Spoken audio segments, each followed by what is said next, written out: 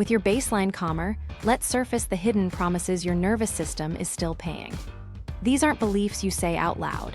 They're contracts you signed to survive earlier games. We'll name 5, show how each taxes autonomy, competence, and safety, and give you a replacement clause that drops the interest rate fast. Hidden promise 1, be useful or be nothing. Why this sticks? Early wins came from being the fixer, the helper, the person who replies first. The nervous system equated usefulness with safety, so every request now feels like a worth test. Costs, autonomy collapses into I have to, competence stalls because you overserve low-value asks, and safety degrades as your day fills with other people's urgency. Audit questions, which pings trigger instant yes. Where do you write long replies to avoid feeling selfish? Replacement clause, I choose to create value, not prove value, because our scoreboard is 2 value events per day. Boundary script, I'm safe to disappoint expectations I didn't agree to. I'll respond after 4 p.m. quick win. Batch replies once and convert one live fix into an async doc. Expect a visible drop in pre-work dread. Hidden promise 2, never waste the sunk cost. This is sunk status in disguise. You poured years into a function, a tool, a personal brand. The brain hates loss, so it defends the past with rituals that don't serve the current game. Costs, autonomy narrows to protecting old proof, competence freezes around legacy skills, and safety clings to dashboards that signal relevance. Audit questions, what do you keep checking that would not matter if you started today? Which meetings exist to justify your prior role? Replacement clause, I'm practicing the constraint skill because it compounds bigger wins than defending sunk work. Boundary script, I'm parking this report for 30 days because stakeholder mapping is our bottleneck. Minimum viable move, end one vanity report and reclaim the hour for 3 messy reps in the new skill. You'll feel the identity sting, then the relief of honest alignment. Hidden promise 3, always be the reliable one. Reliability is good. Identity-fused reliability is a trap. When your worth equals never letting anyone down, you'll overpromise, avoid boundaries, and turn every slip into a panic. Costs, autonomy erodes into permanent availability, competence suffers because deep work gets diced by micro-yeses, and safety runs hot from constant threat scanning. Audit questions, where do you answer fast to manage image rather than impact? Which commitments have no expiry or renegotiation date? Replacement clause, I choose reliable delivery, not permanent availability, because decision throughput beats instant response.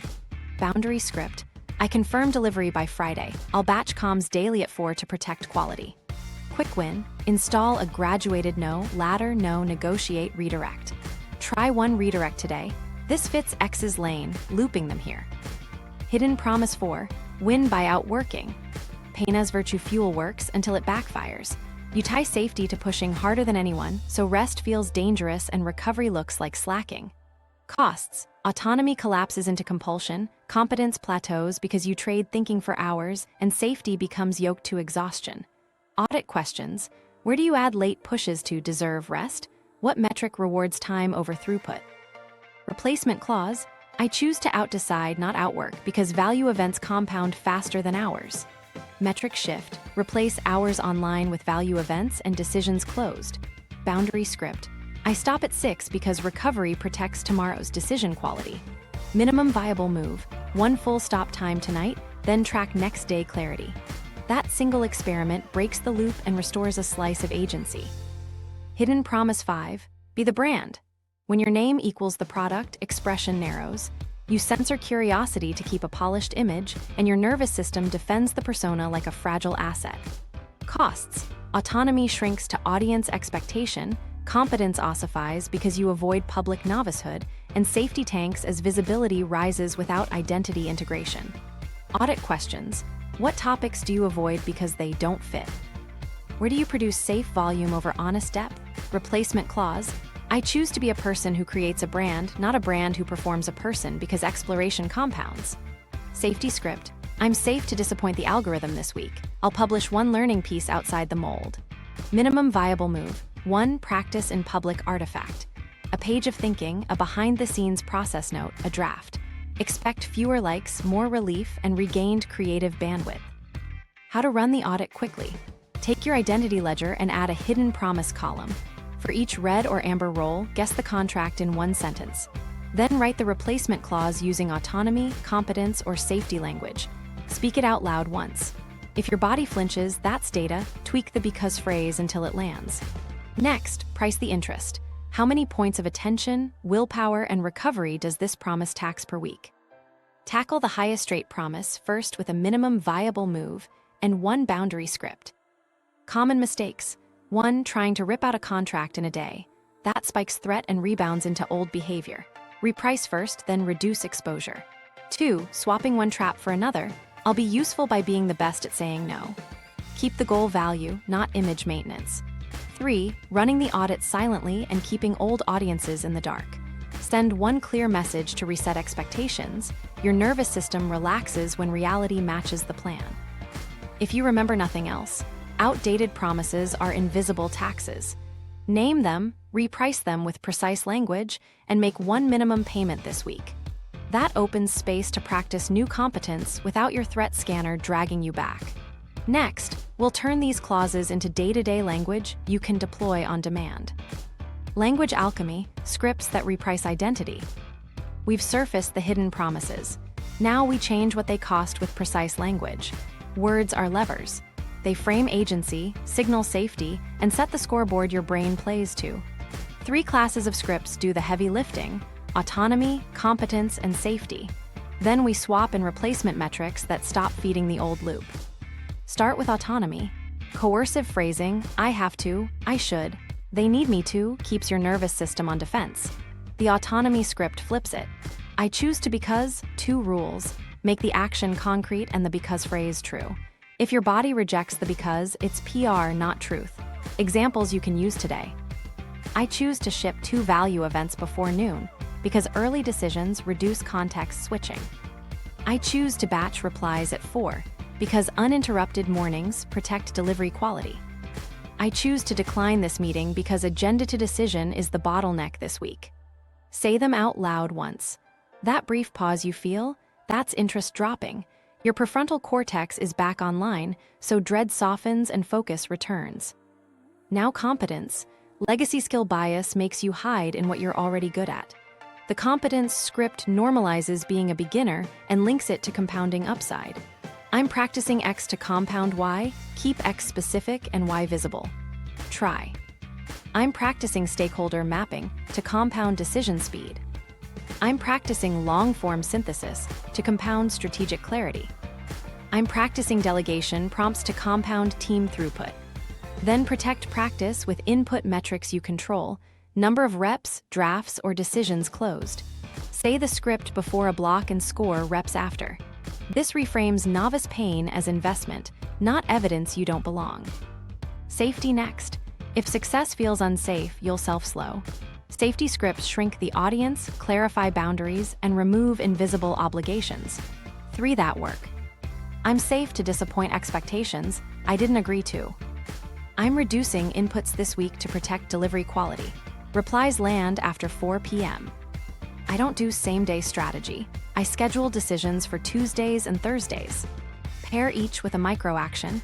Mute one channel, kill one vanity dashboard, set a default response window. Language without behavior doesn't stick. Behavior without language reactivates old fear. Now swap scoreboards. If your metric rewards the trap, your brain will chase it. Replace applause and hours with metrics that compound. Input consistency. 5 synthesis pages per week. 3 delegation prompts shipped. Recovery integrity. 7 consistent sleep windows. Daily 10-minute daylight. Learning velocity. 6 reps to reach agenda to decision. 3 iterations to stakeholder map clarity. These keep you honest when outcomes lag and prevent the work harder reflex from hijacking the plan. Let me pull this together in a mini ritual you can run in 2 minutes each morning. 1. Pick your top 2 roles from the ledger. 2. Write 1 autonomy line for each. I choose to because. 3. Write 1 competence line. I'm practicing to compound. 4. Pick 1 safety line to state out loud and 1 input metric to track. Then do a 60-second minimum viable move before you check anything. 1 sentence, 1 outline, 1 calendar prune. You just paid interest before it ballooned. Common snags and fixes. If choose to feels fake, your because is vague. Tighten it until you can feel the click. If practice blocks keep turning into production work, separate the metrics, reps in practice, value events in production.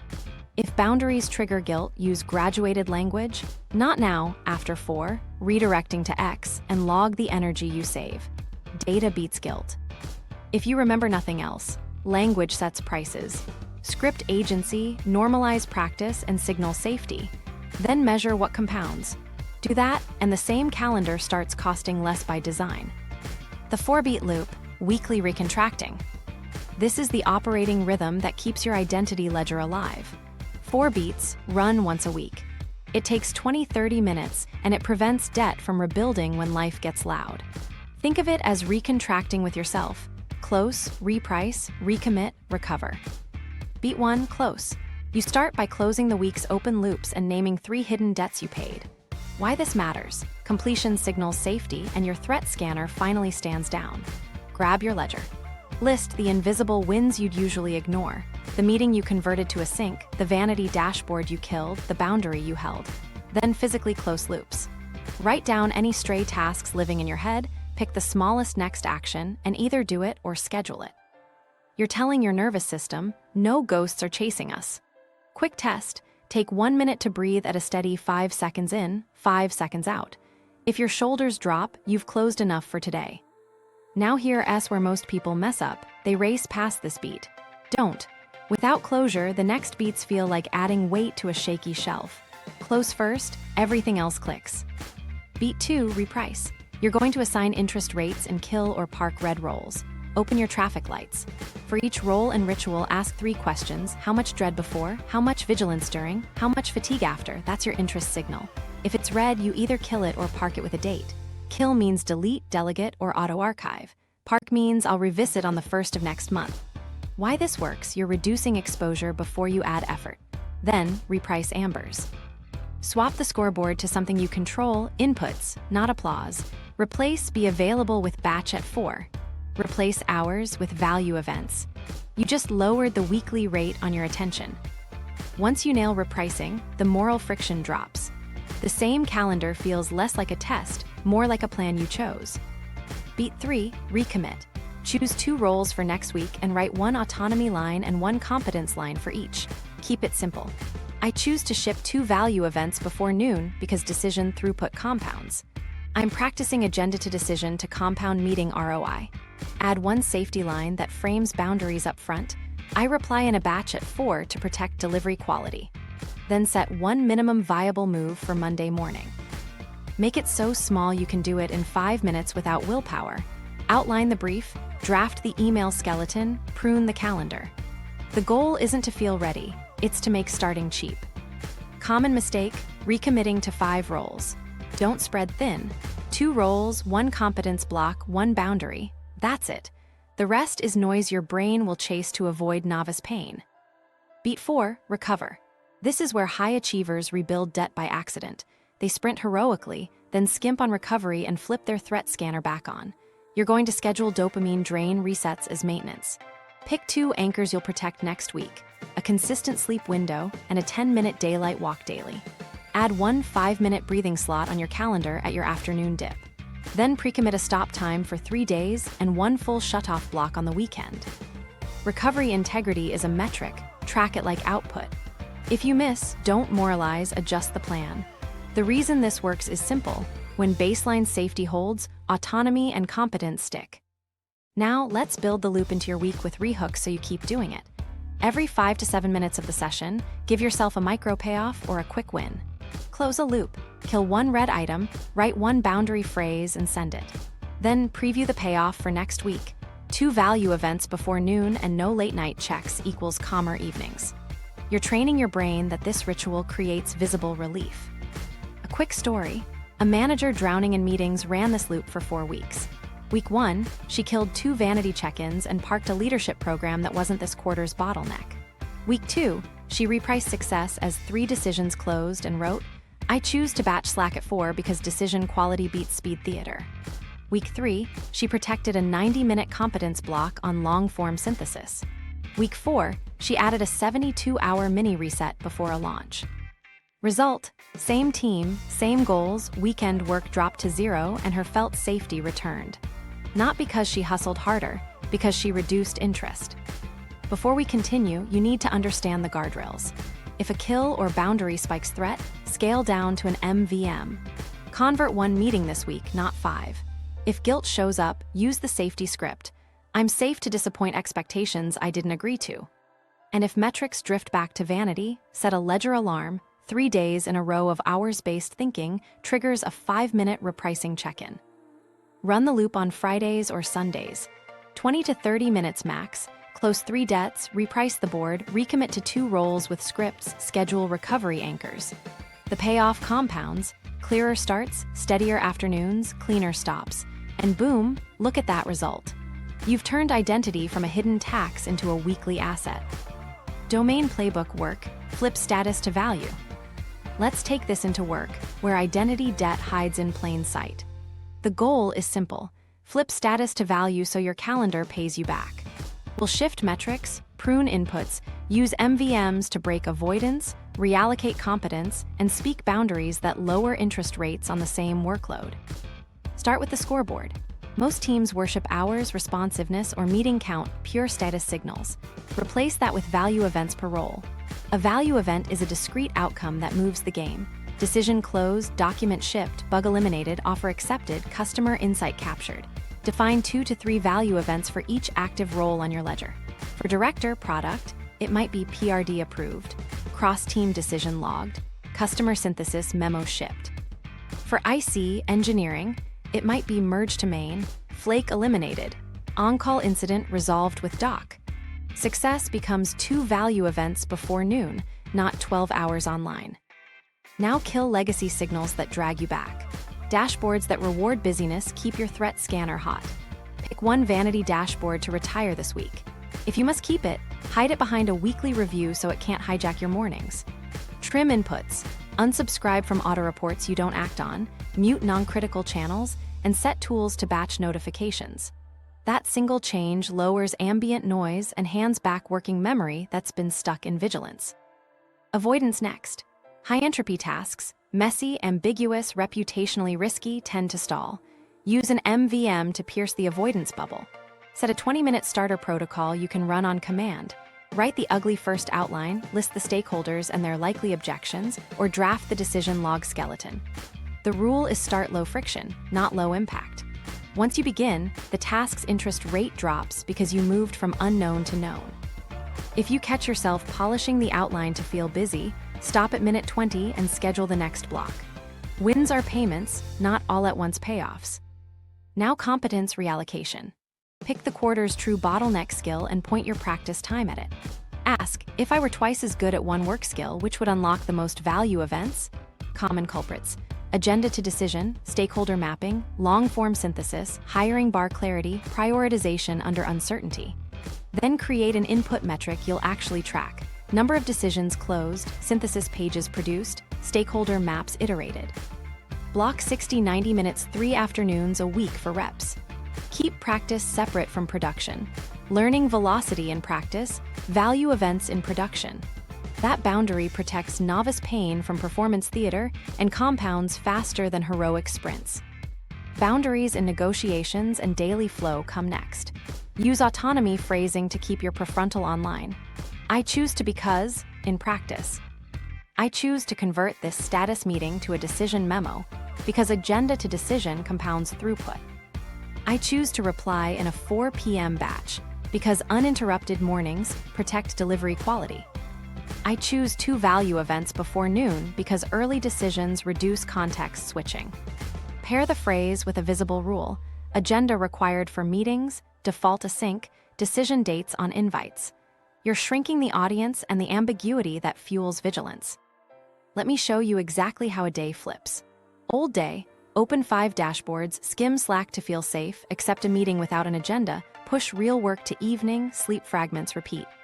New day: declare 2 value events, run a 20-minute MVM on the highest entropy task, protect a 90-minute competence block, batch comms at 4, stop at a set time.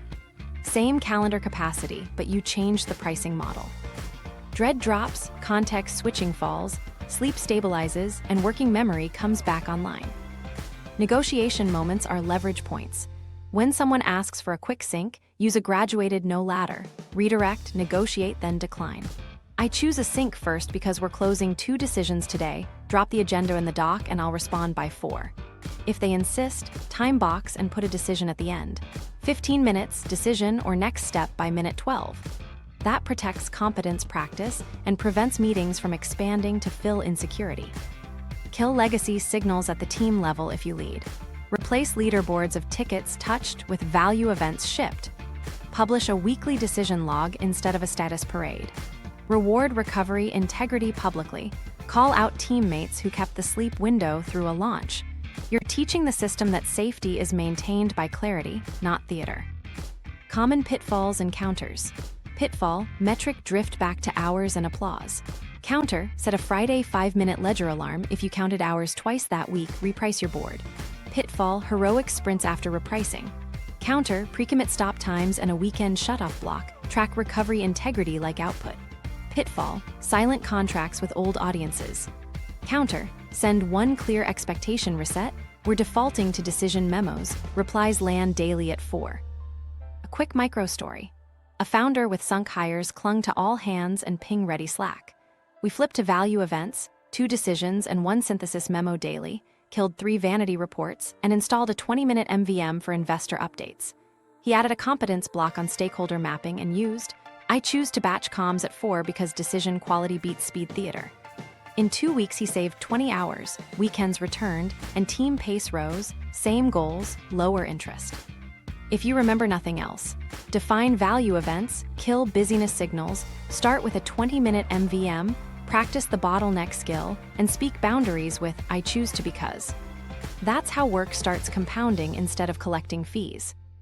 Domain playbook, relationships, boundaries with safety. Work isn't the only place identity debt piles up. Relationships quietly rebuild it through roles you've overpaid for. Fixer, mediator, permanent yes. If success at work feels unsafe, home should be your safety account, not another creditor. We'll identify overpaid roles, add safety signals, reprice gatherings, and repair with low-stakes bids so connection grows while your nervous system stays calm. Start by spotting the traps. The fixer jumps in before feelings surface, trading peace now for resentment later. The mediator absorbs everyone's tension to keep the room smooth. The permanent yes treats every ask as a worth test. Audit prompts, whose texts trigger instant replies. Where do you say it's fine while your body tightens? Which recurring plans you dread but still attend? Put those in your ledger as red or amber roles. Now, safety signals. Your goal is to make boundaries feel safe, physically in your body, linguistically in your words, and socially in the room. Physically, before tough talks, run 1 minute of 5-second inhale, 5-second exhale. Shoulders down, jaw unclench. Your body broadcasts calm, which lowers threat for both sides. Linguistically, use autonomy phrasing with truth. I choose to skip tonight because I'm protecting recovery for a big delivery. Or I'll call tomorrow after 4, that's when I'm off deep work. Socially, shrink stimulus. Fewer group chats, fewer rapid-fire threads, more scheduled check-ins. Predictability equals safety. Use a graduated no ladder so you don't flip from rescuer to rebel. 4 rungs, yes with terms, redirect, negotiate timing, decline. Examples. Yes with terms, yes, happy to help Saturday 10-11 only. Redirect, that's Joe's lane, looping him in. Negotiate timing, can do next week, this week's bandwidth is spoken for. Decline, I'm not available for that. Script the first 2 in your notes. When stress spikes, your brain grabs rehearsed language. Reprice gatherings so they're energy neutral. Set ground rules that protect connection and capacity. Time box by default, where they're 6-8. Establish a default exit. We'll Irish goodbye at 8 if the kids melt. Pick venues you can regulate, quiet tables, walks, daytime coffee over 10 p.m. noise. For family, create seasonal renegotiation windows. Through June, we're doing 1 big Sunday a month. We'll revisit after the launch. Calendars beat ad hoc guilt. For couples or close friends, replace status check convos with value events of connection. Define 2 per week, a 20-minute walk without phones and a meals on the table debrief with 1 honest share each. Metric shift, not time together in hours, but bids offered and received. A bid is a small reach. Listen to this. Look at this. Can I vent? Track 2 to 3 bids each way per day. That keeps relatedness high even when bandwidth is low. Repair identity debt with gratitude specificity and low-stakes bids. gratitude that compound sounds like. Thanks for moving your call. Protecting my 7 a.m. sunlight walk helped me focus today. You're linking their support to a visible payoff, which trains the system that boundaries serve the relationship. Low-stakes bids rebuild safety without drama. A shared playlist, a meme, a 2-minute check in voice note. Small, predictable, frequent, your nervous system loves that. Let me show you exactly how to run a weekly relationship recontract. 5 minutes Sundays. Step 1, list the week's hidden debts paid, 1 no you held, 1 event you repriced. Step 2, pick 2 relationship value events for next week and schedule them. Step 3, write 1 boundary phrase you expect to use and send 1 expectation-setting message today. Step 4, add a micro recovery anchor you'll protect together, a shared 10-minute walk, lights down by 10. You're aligning autonomy with connection. Common mistakes. 1, boundary monologues. Keep it short, specific, and paired with a plan. I'm not available tonight. Let's do lunch Friday, I'll book it. 2, secret scorekeeping. If you keep tallies, you'll signal threat. Use explicit metrics you both see: 2 walks, 1 movie, 3 bids each. 3, overcorrecting into avoidance. If you cancel, propose a concrete alternative within a week so safety doesn't erode. A quick micro story. A manager and her partner were locked in late-night resentment loops. She installed batch replies at 4, set a stop time, and told the truth. I choose to stop at 6 because recovery protects tomorrow's delivery. They repriced evenings to 2 value events, 20-minute walk and 10-minute couch check-in. She used the no ladder with friends. Yes, Saturday 10-11, and next week works. This week's bandwidth is spoken for. In 10 days, arguments dropped, sleep steadied, and weekends felt roomy. Not because they tried harder, but because safety rose and the interest rate fell. If you remember nothing else, boundaries are safety, not distance. Lead with truthful timing, use graduated no's, set energy-neutral rules, and count bids, not hours. When relationships stop taxing your nervous system, your best work shows up energy as master constraint. If work is where value compounds, your body is the bank that funds it. Treat energy as the master constraint. When baseline safety holds, autonomy and competence stick. When it wobbles, you pay the vigilance tax all day. We'll target the fastest ROI: sleep, movement cadence, nutrition stability, and recovery metrics that actually map to felt clarity. Sleep first, because nothing repays debt faster. Pick 1 consistent sleep window, same 90-minute band every night for the next 2 weeks. That single constraint stabilizes circadian timing and lowers baseline threat, so you stop waking up already taxed. 30 minutes before bed, run a quick close. Write tomorrow's first next action, put the phone in another room, dim lights, then a short downshift cue, warm shower, stretch, or 3 minutes of slow nasal breathing at 5 seconds in, 5 out. You're telling your nervous system, we're safe, we rest. Most people feel next day clarity jump inside a week. Now movement, ditch heroic bursts. Your body prefers cadence stacks, small, predictable bouts that keep the system calm. Aim for 3 anchors: a 10-minute walk in morning light, a 5-minute mobility or strength snack midday, and another 10-minute walk late afternoon. Add 1 longer session weekly if you want, but the stacks carry the load. Why this works? Steady movement drains stress chemistry without spiking novelty cravings, so you're less likely to chase dopamine hits when focus dips. If you lift, cap volume before form degrades. We're protecting tomorrow's brain, not chasing today's pump. Nutrition next, with 1 goal: glycemic stability. Wild swings feel like anxiety on the way up and brain fog on the way down. Anchor meals to protein, fiber, and slow carbs. Eat at roughly consistent times. Front-load your first 2 meals with protein to reduce afternoon urges to snack scroll. If coffee jitters you, push caffeine to after breakfast and cap it 8 to 10 hours before bed. This isn't a diet, it's threat prevention. A steady glucose curve keeps your threat scanner quiet and your working memory online. Recovery metrics matter, but pick the right ones. Vanity tallies, calories torched, steps flexed, rarely map to felt safety. Track recovery integrity and subjective calm.